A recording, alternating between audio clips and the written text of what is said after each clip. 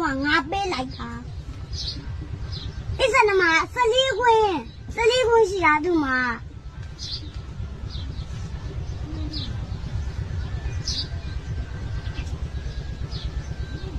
သူ့ရဲ့မအမေကရေးပေးလိုက်တာ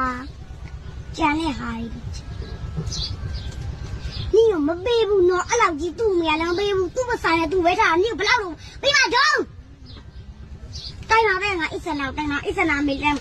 အစ်စနာအမေလည်းတိုင်းပါအစ်စနာကိုတိုင်းပေါ့ငါဘာကြောက်စားလို့အစ်စနာအမေလည်းမကြောက်ဘူးအစ်စနာလည်းမကြောက်အစ်စနာအမေငါ့ကိုမဆိုင်ဘူးငါပြောရုံနဲ့ပြောတာငါမှမဆိုင်ဘူးမဆိုင်ရေးလို့မဆိုင်တာမဆိုင်ရေးလေဟိုကအမေကျူအားတာလည်းမဆိုင်တာပြော